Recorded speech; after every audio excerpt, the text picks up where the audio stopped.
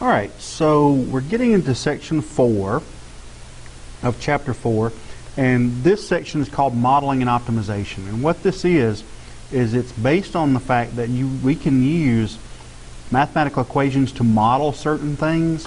When we go to optimize, depending on the situation, we may want to maximize or minimize something. For instance, if we have something, an equation that's modeling cost, we want to minimize it. If we have an equation that's modeling profits, we want to maximize it. So those are just a couple of examples of things. And the optimization is nothing more than once you get a model for whatever you're optimizing, the optimization is just finding a maximum or a minimum, whichever they either ask for or makes the most sense to be optimal. So that's what we're talking about when we're talking about optimization. It's very much just a continuation of the last section where we're finding minimums and maximums, except for you're going to have to come up with the modeling equations a little bit. For instance, here's a classic problem. We have 40 feet of fence to enclose a rectangular garden along the side of the barn. What is the maximum area that you can enclose? So if we have a barn, and here is our fence, we have 40 feet of fence that we're going to use for these three sides. The fourth side of the garden is the barn. So we only need the fence for three sides. So what we're going to do is we're going to call this one X and this one X. The reason why is because I want to use the one variable as much as I can, and if I name this X, since it's a rectangle, I know this is X also. So there's two sides that are taken out, and I don't have to worry about naming them something weird because they're just both X. And if that's X and this is X, and I'm using all of 40 feet, what does that mean about this side right here?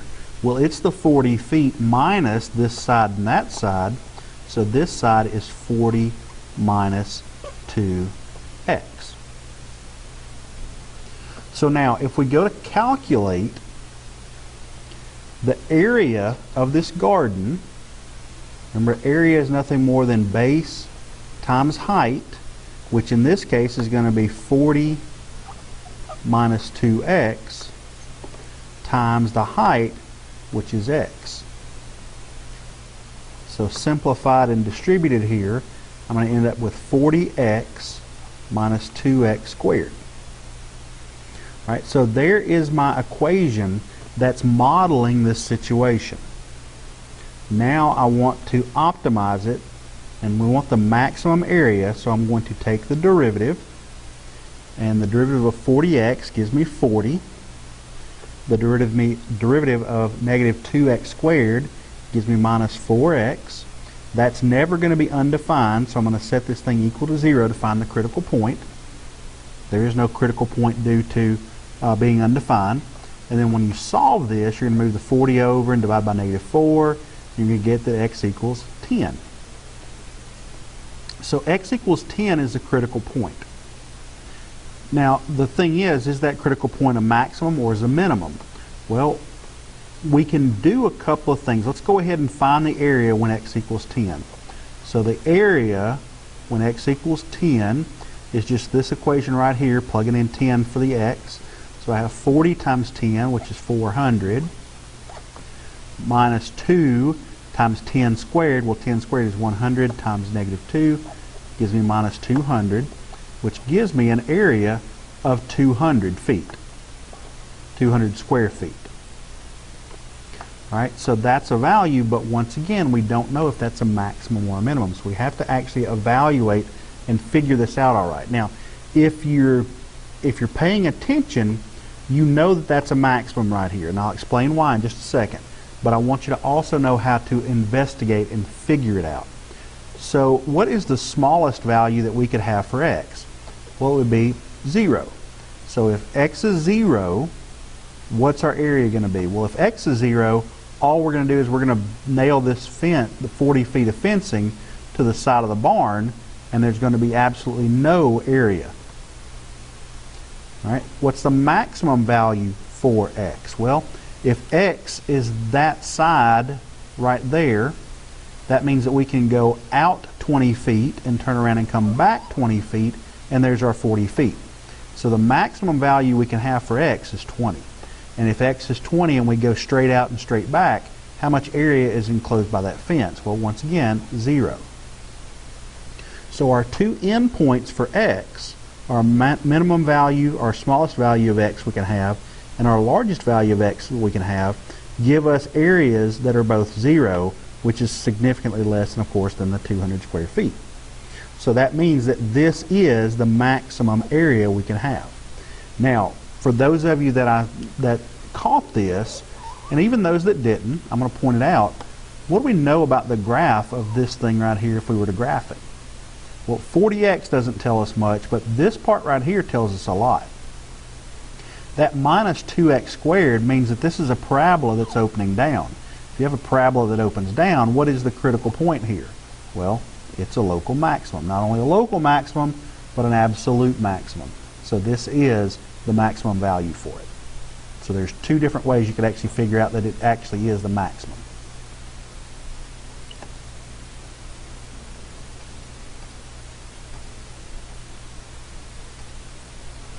All right, so to find the maximum or the minimum value of a function, you first want to write the function in terms of one variable.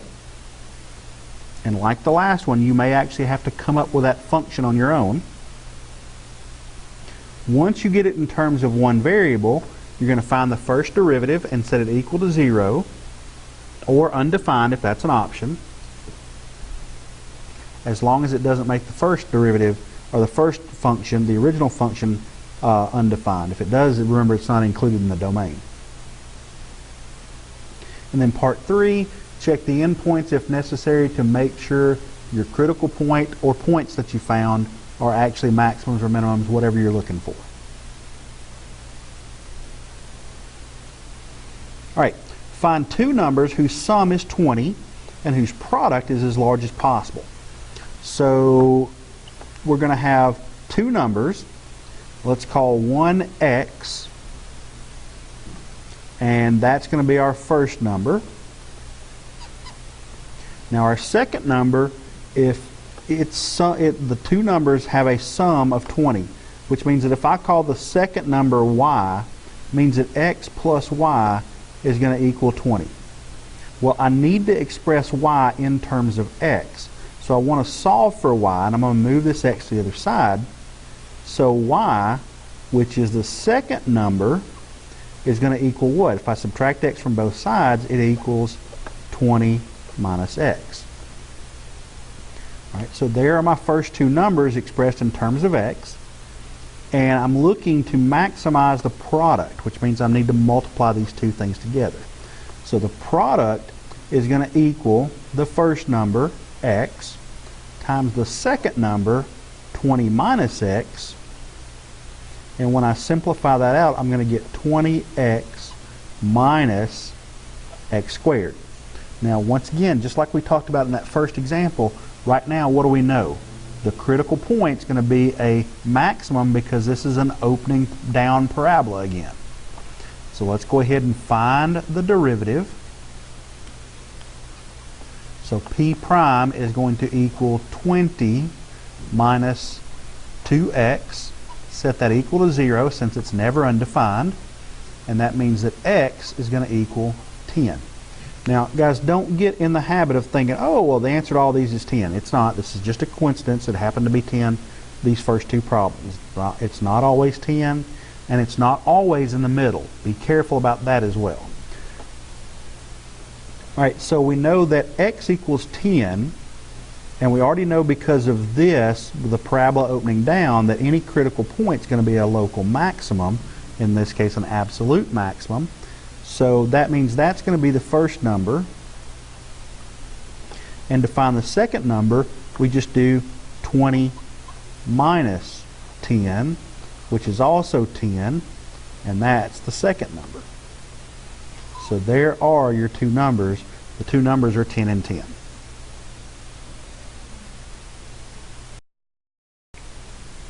All right, next, we have actually a more useful and realistic problem than we typically have. This is one of the best, most applicable, and most useful examples in pretty much all of the AB material. It says, what dimensions for a 1 liter cylindrical can will use the least amount of material? So what we're doing here is we're looking, we know we're going to have 1 liter that's included in the can. And we're going to use the least amount to make the can that uses the least amount of material. What are the dimensions? Well, this is an applied problem in that you might actually see this one day if you go into any kind of engineering or planning or business or anything like this. Because what you're calculating is the surface area. You're going to minimize the surface area, minimize least amount.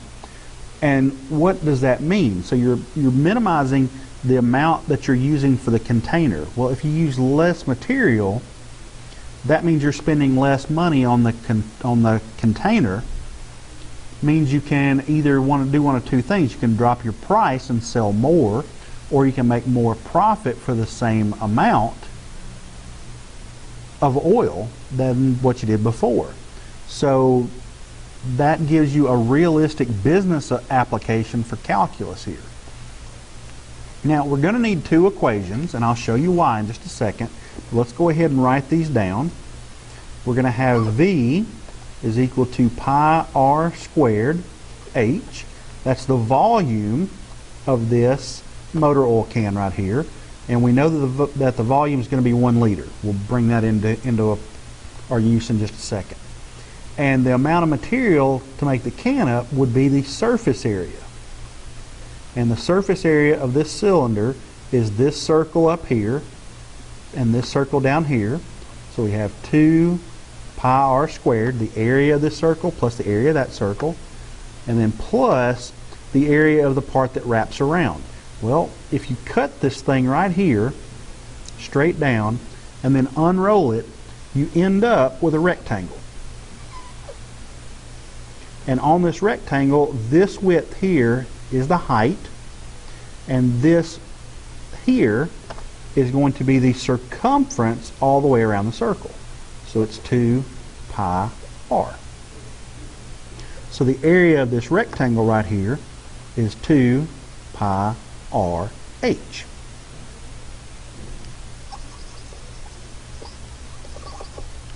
All right, now the thing is, we're going to minimize or maximize, in this case minimize, this thing over here. What's the problem? Well, the problem is we have r's and we have an h. We have 2 variables. We have to get rid of one of those, and the h is by far the easiest one because it only occurs 1 time and it's not raised to any crazy powers. It's just h to the first power. So that's what we're going to get rid of. Let's get rid of it by using this 1 liter. And we know that that's the volume, so 1 liter equals pi r squared h.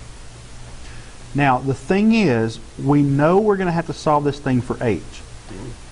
We know we're going to have to break down this measurement right here into lengths to get dimensions.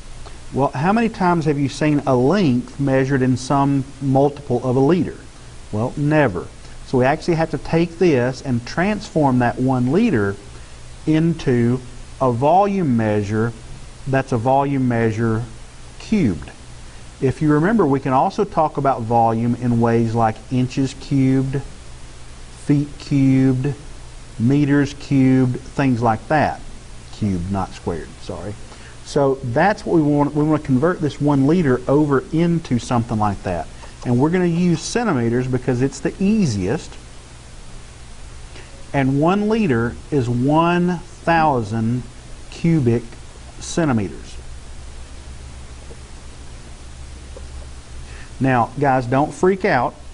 If you need this on a test, it will be given to you, either on my test or on the AP exam. They're not going to expect you to know that off the top of your head. If you do, that's great. If you don't, that's great. They're going to give what 1 liter is in cubic centimeters or some measurement that they want you to put it into. So now we've got to solve for h, so we know what to plug in place of this thing right here. So let's solve this thing for h, and that just means we're going to divide both sides by pi r squared. So h is going to equal 1,000, and I'm going to drop the units for just a second, times pi r squared.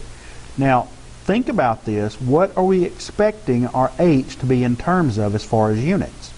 Well, measuring just the height should be in centimeters, right? So on top we have 1,000 cubic centimeters, and r would be in centimeters, and we square it, so that would be centimeters squared. Centimeters cubed divided by centimeters squared would give us centimeters, which is what we're expecting for units. Check your units as you're going. The units should always work out. So if you have something like this and it doesn't, chances are good that you've set something up wrong. It'll keep you from making little simple mistakes as you go along. So now in place of h over here, I can put 1,000 over pi r squared. So our surface area now becomes 2 pi r squared plus 2 pi r times 1,000 over pi r squared. So when we multiply this out and cancel in this term right here, we know that the pi's are going to cancel each other out. We know this r is going to cancel out with one of those r's on the bottom. So we're only left with the one r on the bottom. And we've got 2 times 1,000 over r. So our surface area is 2 pi r squared plus 2,000 over r. Or 2 pi r squared plus 2,000 r to the negative 1, so we can take that derivative. All right, and speaking of derivatives, let's go ahead and take the derivative now that we've got that simplified down. So the prime of the surface area, the derivative of 2 pi r squared, remember the 2 pi is just a constant, so we have 2 pi times the derivative of r squared, which is going to be 2r, so we end up with 4 pi r when we simplify it. And then over here with this one, we're going to bring that minus all the way out and subtract 1, so we end up with minus 2,000 r to the negative 2, or 4 pi r minus 2,000 over r squared. Now's the time when we've taken the derivative. We need to find the critical values of r and go from there. Well, r would make this denominator 0, but how much volume could you hold if the radius of this cylinder was 0? Well, none. So we can toss r equals 0 out. It's not used. So all we have to worry about is when 4 pi r minus 2,000 over r squared equals 0. So what we're going to do is we're going to move the 2,000 over r squared over here. So 4 pi r equals 2,000 over r squared. Multiply both sides by r squared, so it'll cancel out over here. And we end up with 4 pi r cubed equals 2,000. Remember, what we're trying to do here is trying to solve this for r. So we want to get the r cubed all by itself. So r cubed is equal to 2,000 divided by 4 pi, or 500 over pi.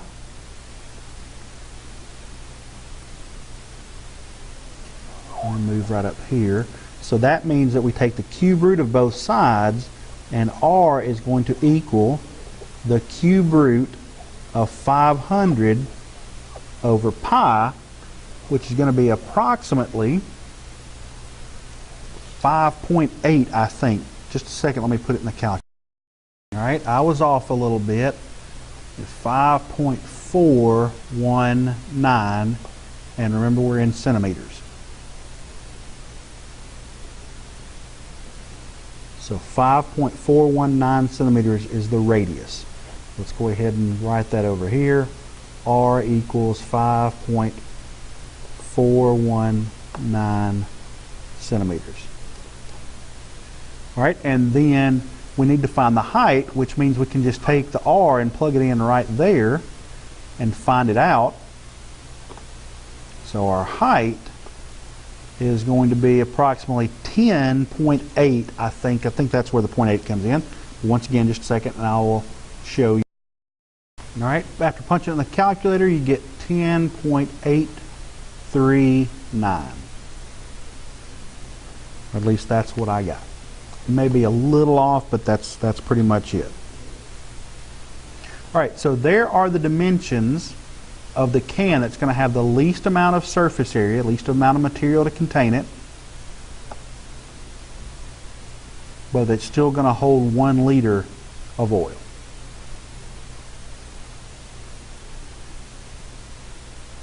Now this problem right here would be a pretty decent free response question, one of the big ones at the end on the AP exam, because you've got a couple of different things. You could set this up, you could set it up after you substitute in.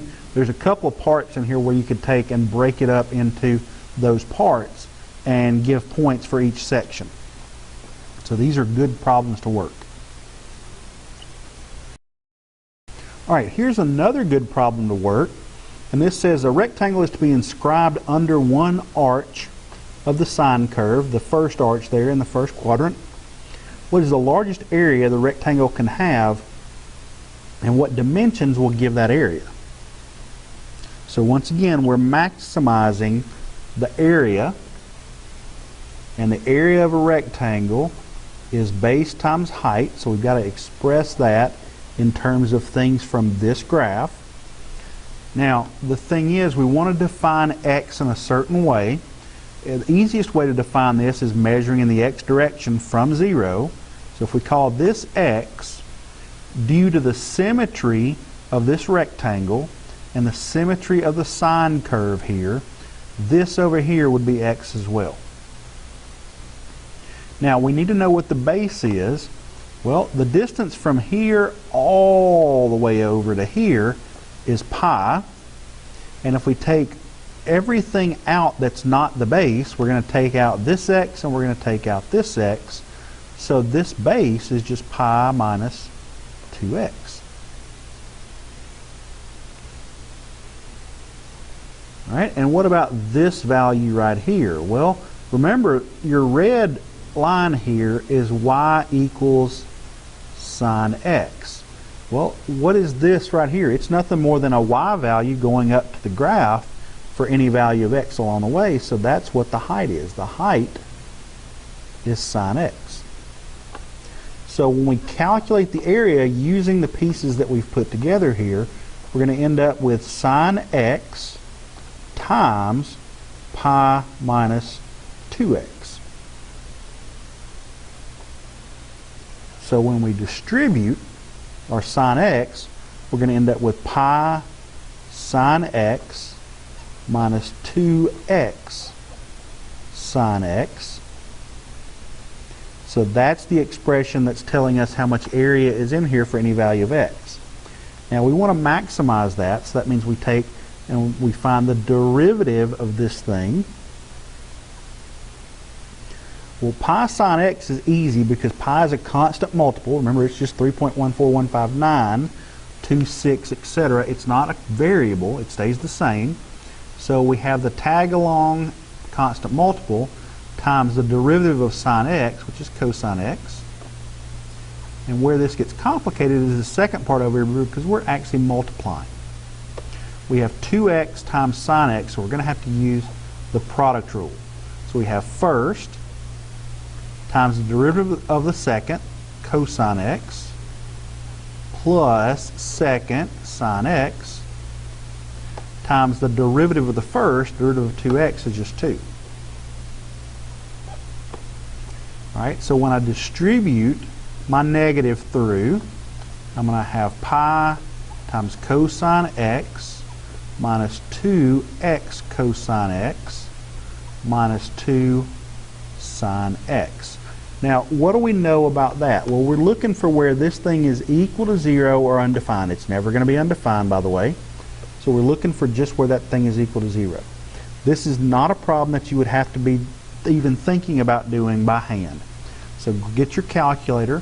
You're going to find out what value, if you graph this thing right here, find where it crosses the x-axis. When you find that, that's going to be the critical point. Now if it changes from positive values to negative values, goes from above the x-axis to below the x-axis, then you know it's a maximum. Now where are we looking for this thing? Well, the values of x that we're curious about are only going from here to pi over 2. So you can set your window to look only from 0 to pi over 2 for the x, and then you'll only see the relevant ones that you want. The reason pi over 2 is because, once again, because of the symmetry, once we get past pi over 2, we're just repeating the exact same values, because remember, if we have this x going over here, and we have this x going back over here on the other side. So we're repeating the same values. Now, if you graph that from 0 to pi over 2 and find where it crosses the x-axis using the calculate thing, you're going to find that x equals 0.710. So that's going to be your x value. Now notice that's none of the dimensions here of this. That's just your x value. So you need to find the dimensions. So the base equals pi minus 2 times the x value you found, 0.710. Your height is the sine of 0.710 in radians, and your area is, well, this part up here. It's just these two things multiplied together. So when you find these two, you can go ahead and multiply them together and find the area. All right, so let me pause and I'll write those in and I'll show you what they are. All right, so after doing the calculations on the calculator, I get that B is 1.721, that H is 0.652, and that the area, the maximum area that it's going to have under here is 1.122. Now, guys, the thing is, on these calculations, when you're using the calculator, I know I only wrote 3 down. I kept all the decimal places that the calculator provided, which means I stored that number right there and then used that number to calculate this and wrote down 3 decimal places, but I kept every one of those decimals as well. Guys, only on the final answers like this for the area would you want to truly cut that thing down to 2 decimal places. Everywhere you, in all your calculations in the calculator, you can write down 3 on your paper, but keep all the decimals in there so you don't increase your accuracy or your inaccuracy by multiplying something that you've chopped decimals off of. Keep way more decimals than you actually need. On your intermediate steps, I would keep at least 5 to 6 decimals. I like just using the decimals that the calculator gives me. And then only round for the final answers or when you're just writing them down. Don't round on the calculations.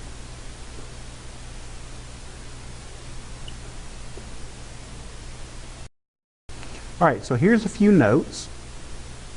If the function that you want to optimize has more than one variable, you're going to have to use substitution to rewrite the function. If you're not sure that the extreme you found is a maximum or minimum or whichever one you're looking for, you have to check and verify. If the endpoints could be the maximum or the minimum, you have to check those as well. And that's it.